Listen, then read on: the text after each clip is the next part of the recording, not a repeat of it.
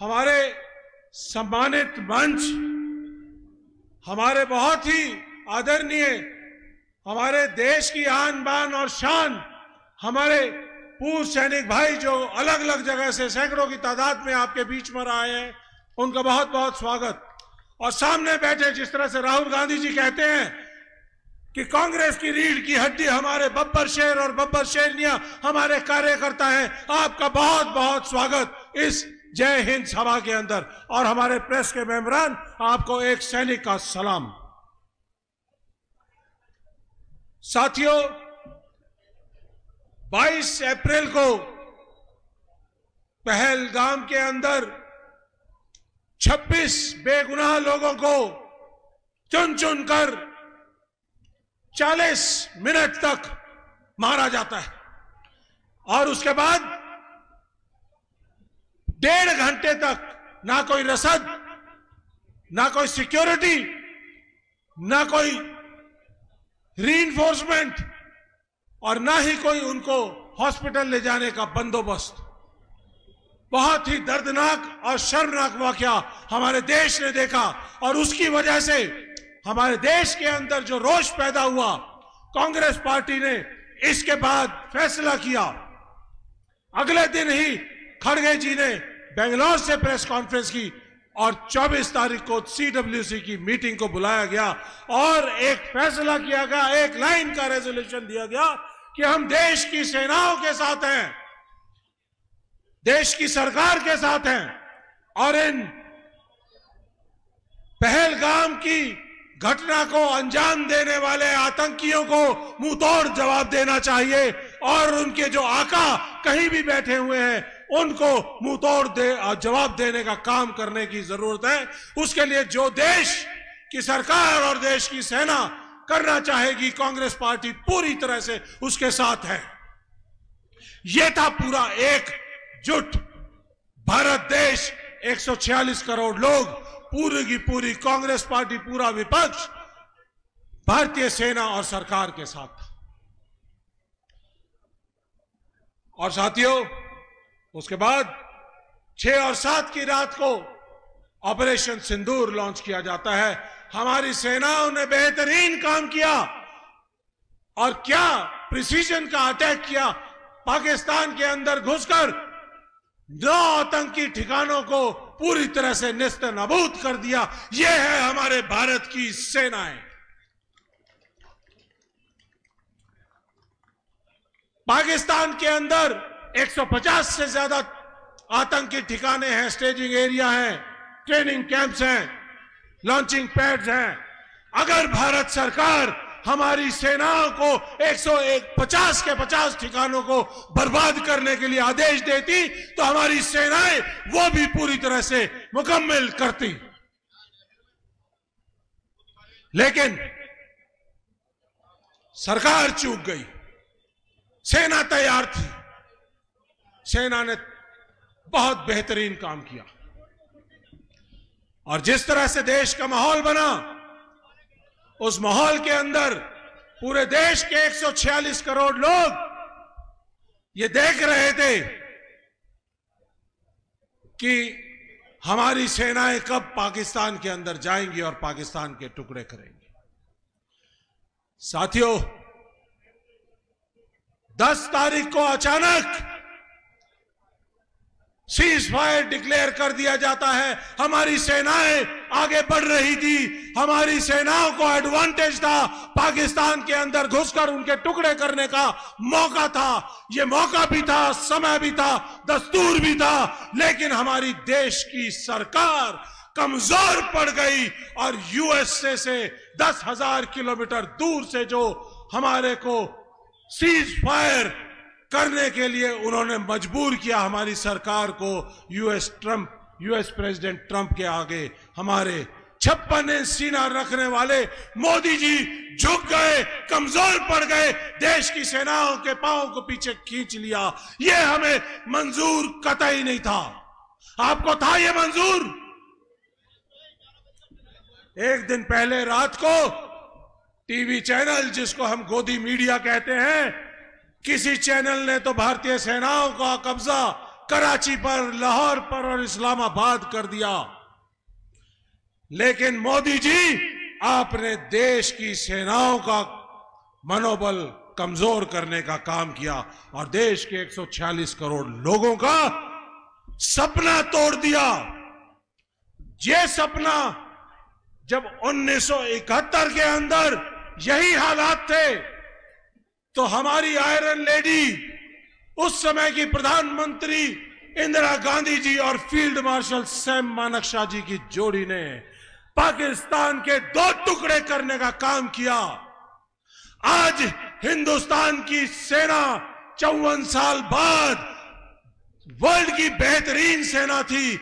भारत देश चौथी बड़ी इकोनॉमी था और पाकिस्तान के 5 टुकड़े करने की ताकत रखता था।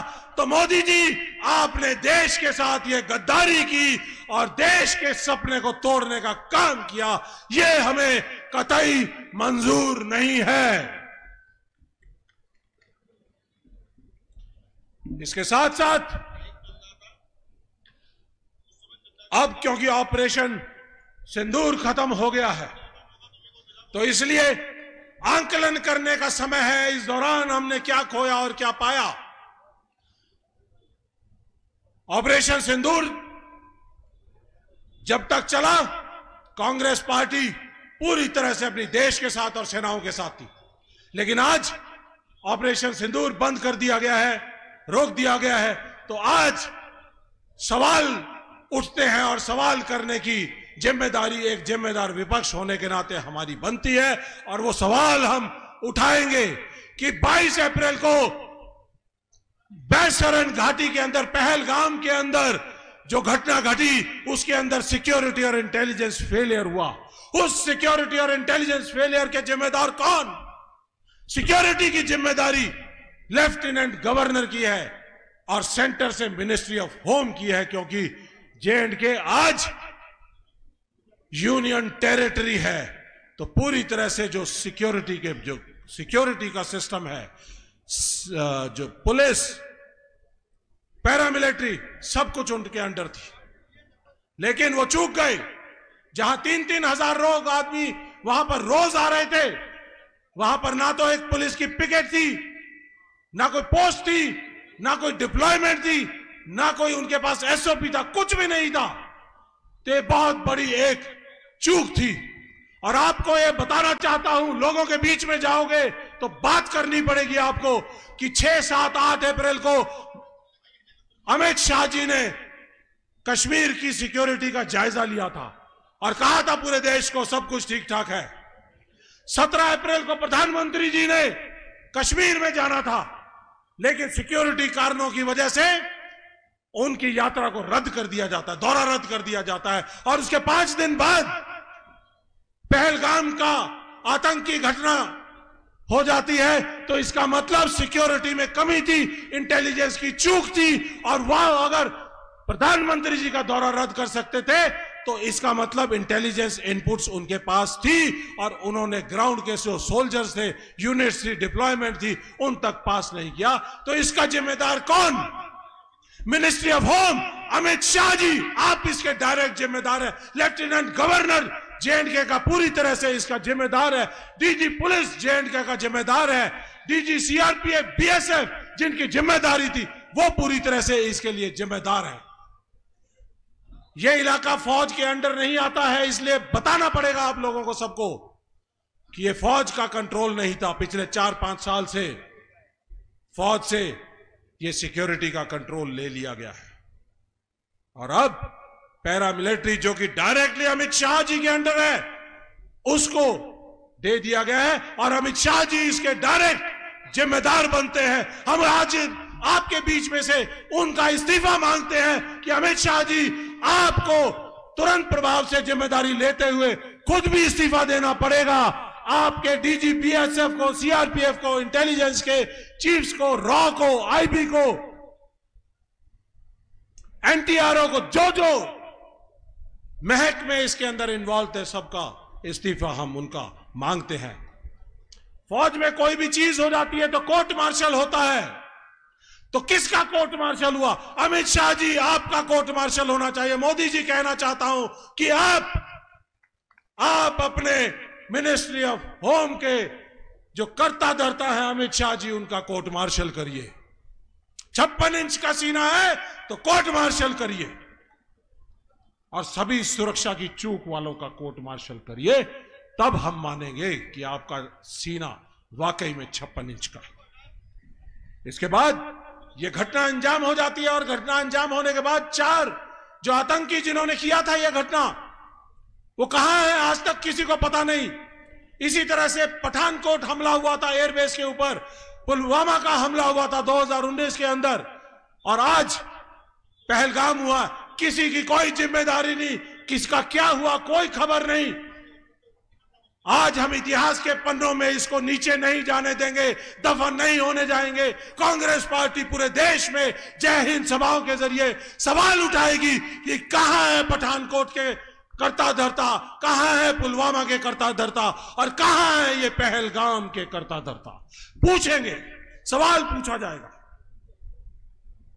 इसके साथ साथ देश ये भी सवाल करेगा कि ये जब भारत देश जीत रहा था, सेनाएं जीत रही थी, तो आपने उनको पीछे क्यों बुलाया?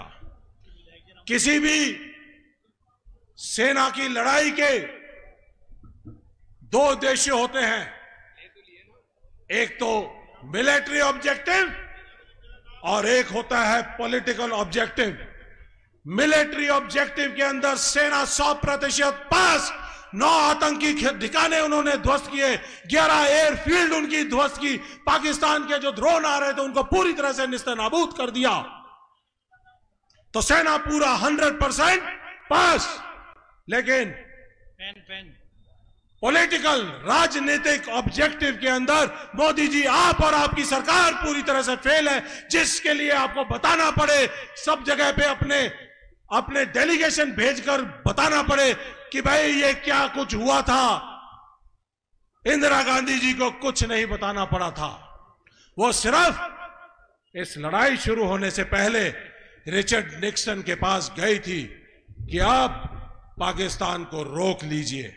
लेकिन रिचर्ड निक्सन ने कहा था कि अगर आप हमला करेंगे पाकिस्तान के ऊपर तो हम बीच में आएंगे। तो इंदिरा गांधी जी मीटिंग छोड़कर आ गई, तो नेशनल सिक्योरिटी एडवाइजर किसिंगर ने कहा कि मैडम आप थोड़ा हार्श नहीं हो गई हैं प्रेसिडेंट के ऊपर। तो इंदिरा गांधी जी ने उस समय कहा था कि हम डेवलपिंग नेशन हैं, हमारी रीढ़ की हड्डी आज भी कायम है, हम अपने फैसले लेने की ताकत खुद भी रखते हैं। और अब वो जमाना चला गया जब 10,000 किलोमीटर दूर बैठे हुए आका या कोई देश हमारे देश के फैसलों को इन्फ्लुएंस कर सकता है। हम अपनी सरहदों की रक्षा खुद कर सकते हैं और खुद करेंगे। और उसके 1 महीने बाद उन्होंने पाकिस्तान के ऊपर युद्ध किया और पाकिस्तान के 2 टुकड़े कर दिए। लेकिन मोदी जी आप वो भी कर नहीं सके, आप देश की सेंटिमेंट्स को नहीं पहचान पाए। और ये जो 56 इंच का सीना है, उसके पीछे की जो रीढ़ की हड्डी है वो कमजोर पड़ गई, झुक गई, जो हमें मंजूर नहीं है, 146 करोड़ देशवासियों को मंजूर नहीं है। इसके साथ प्रेसिडेंट ट्रंप ने लिखा कि मैंने इन दोनों देशों को बुलाया और कहा कि आप दोनों महान देश हो, दोनों प्रधानमंत्री हो, आपके बीच में जो कश्मीर का मुद्दा है जिस पे आप लड़ रहे हो, 1000 साल तक भी अगर मुझे जरूरत पड़ेगी, अगर मैं मदद कर पाया तो मैं कर दूंगा। ये कोई कश्मीर का मुद्दा नहीं था, ये टेरर का मुद्दा था, टेरर के खिलाफ हम लड़ाई लड़ रहे थे। और ट्रंप ने दोनों देशों को बराबर तोल दिया है कि पलड़े के अंदर पाकिस्तान का और हमारा आपस में कहां मुकाबला। पाकिस्तान तो आईएमएफ से 33,000 करोड़ का लोन लेने के लिए भीख मांग रहा था, और यहां पर हिंदुस्तान में पीएम केयर फंड के अंदर आप जैसे लोग 1 लाख करोड़ रुपया तो वैसे ही दान दे देते हैं। क्या हम पाकिस्तान के बराबर हैं? नहीं है। हिंदुस्तान की सेना उनसे कई गुना मजबूत, हिंदुस्तान 4थी बड़ी इकोनॉमिक पावर है। हम बराबर नहीं हो सकते। पाकिस्तान वर्ल्ड में आतंक फैलाने वाला देश, एक रोग कंट्री, एक आतंकवाद फैलाने वाली उनकी सेना है। हम जिम्मेदार विपक्ष हैं, हम जिम्मेदार देश हैं, हम जिम्मेदार यूएन के सिक्योरिटी काउंसिल के दावेदार हैं।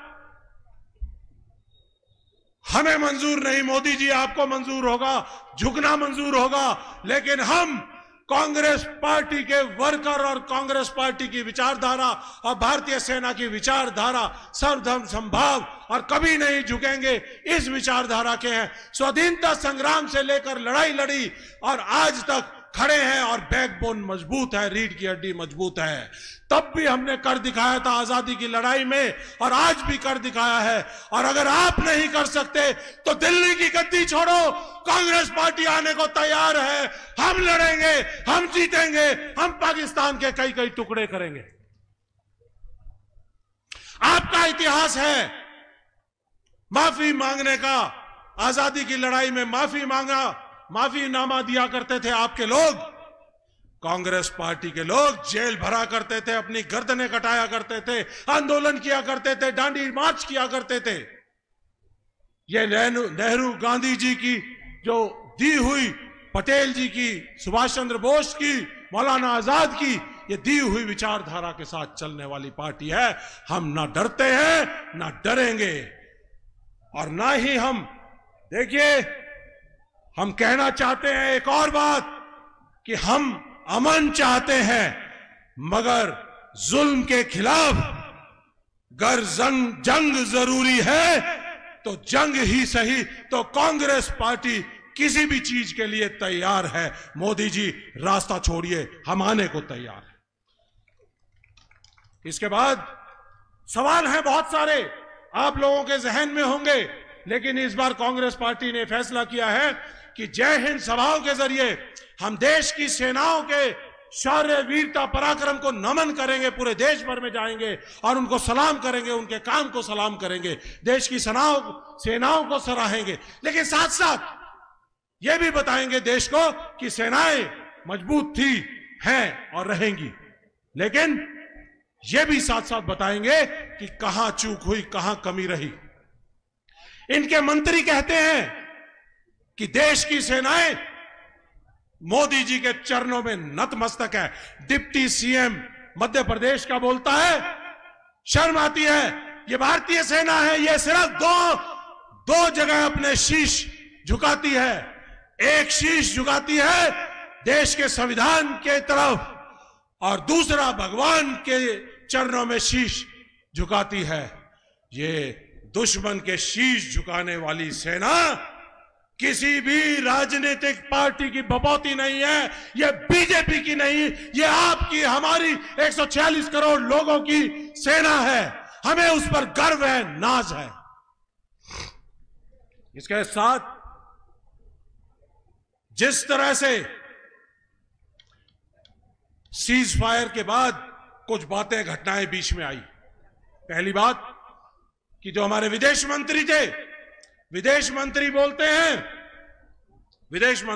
हैं कि at the start of operation, start होने से पहले ऑपरेशन सिंदूर के 1:05 पे ऑपरेशन सिंदूर स्टार्ट हुआ था।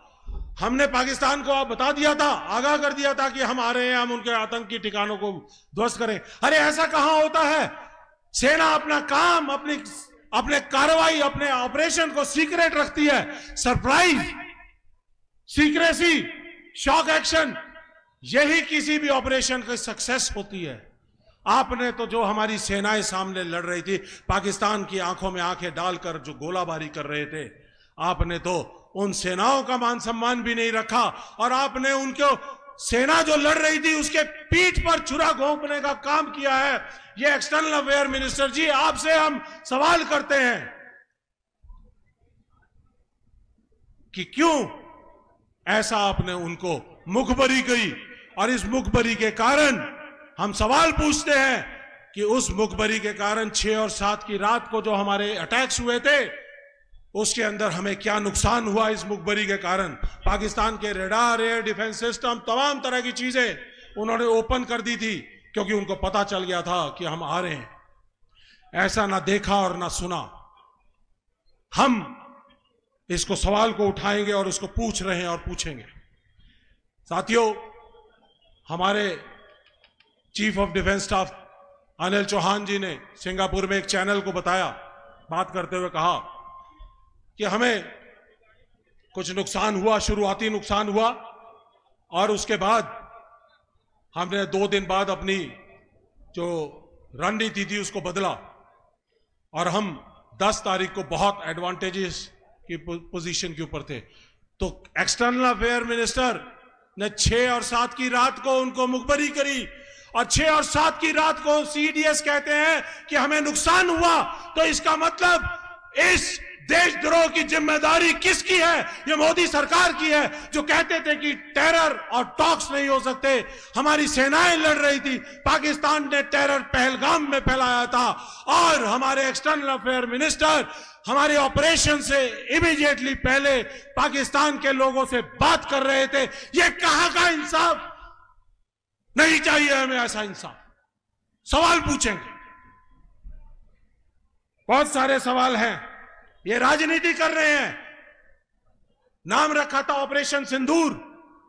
सिंदूर हमारी महिलाओं की ताकत होता है, उनकी हिम्मत होता है, और पुरुषों का ये रक्षा कवच होता है। इस रक्षा कवच को पहनकर हमारे सैनिक सरहदों पर जाते हैं और 146 करोड़ लोगों का जो विश्वास अपने दिल में लेकर जाते हैं, तो वहां पर वो लड़ाई लड़ते हैं और कुर्बानी देने के लिए तैयार रहते हैं। गढ़वाल और कुमाऊं से ज्यादा कौन जानता है? इस देवभूमि से ज्यादा कौन जानता है? इस वीर भूमि से कौन ज्यादा जानता है, जिन्होंने हजारों की तादाद में कुर्बानियां दी हैं। तो ऑपरेशन सिंदूर का भी इन्होंने सौदा कर दिया।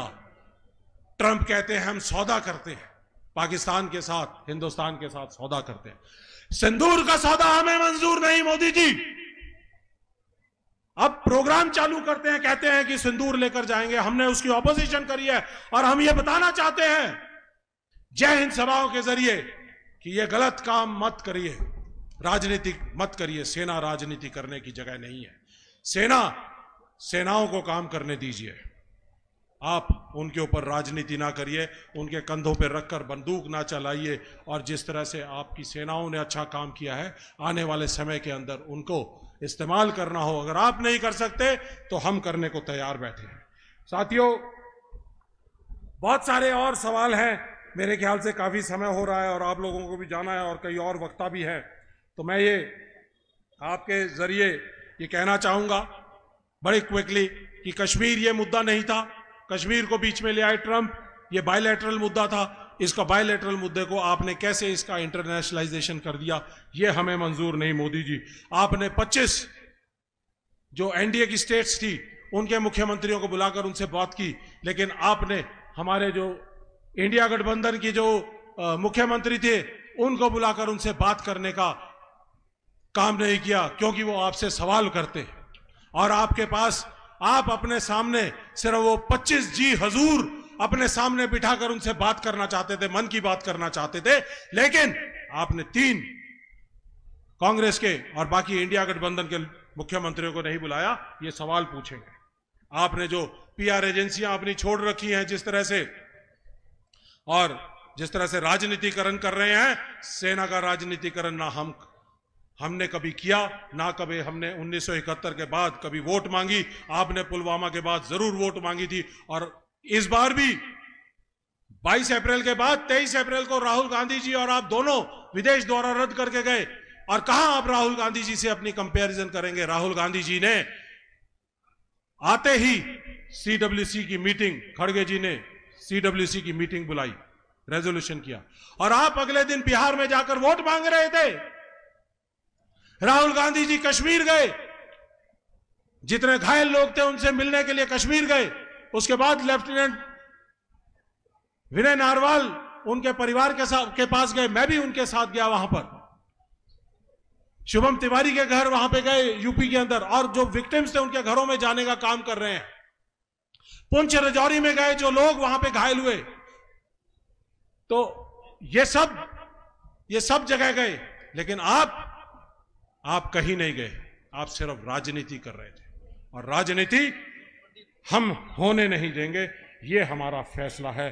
और जय हिंद सभाएं जिस तरह से हमने की हैं, इस तरह की जय हिंद सभाएं अभी पहले 16 राज्यों में 16 जगहों पे हुई हैं। अब इस जय हिंद सभा को हम हर जिले में, हर ब्लॉक में लेकर जाएंगे और इन सवालों से लोगों को अवगत कराएंगे। और इसके साथ हम आखिरी चीज और डिमांड करते हैं कि मोदी जी तुरंत प्रभाव से ऑल पार्टी मीटिंग को बुलाइए। देश जानना चाहता है क्या हुआ, क्या नुकसान हुआ, क्या खोया, क्या पाया, क्या लेखा जोखा हुआ, तो ये सब जानना चाहता है तो पार्लियामेंट का सेशन बुलाइए। 1962 में जब लड़ाई हो रही थी तो उस दौरान अटल बिहारी वाजपेयी जी पहली बार के सांसद थे। उन्होंने नेहरू जी से कहा कि स्पेशल सत्र बुलाया जाए। नेहरू जी ने लड़ाई के दौरान 23 अक्टूबर 1962 को ये स्पेशल पार्लियामेंट का सेशन बुलाया। आज आपको पार्लियामेंट सेशन बुलाने की जरूरत है। कारगिल का युद्ध हुआ, कारगिल का युद्ध जैसे ही खत्म हुआ 3 दिन बाद कारगिल रिव्यू कमेटी बनी। आज इस युद्ध को खत्म हुए तकरीबन 22 दिन होने वाले हैं और आपने आज तक कोई कार्रवाई नहीं की, कोई रिव्यू कमेटी नहीं, कोई लेखा जोखा नहीं, कोई ऑल पार्टी मीटिंग नहीं, कोई स्पेशल सेशन नहीं। तो यह 56 इंच का सीजा आप अपने बीजेपी वालों के सामने दिखा सकते हो। कांग्रेस पार्टी रीढ़ की हड्डी रखने वालों से बात करती है, आपसे गुजारिश करती है कि आप इन डिमांड्स के ऊपर काम करें। और आप गढ़वाल और कुमाऊं रेजिमेंट, गढ़वाल और कुमाऊं के लोग जो यहां पर आए हैं, आप लोगों से मेरा एक और नाता है कि मेरी जो पहली यूनिट थी वो गढ़वाल रेजिमेंट थी।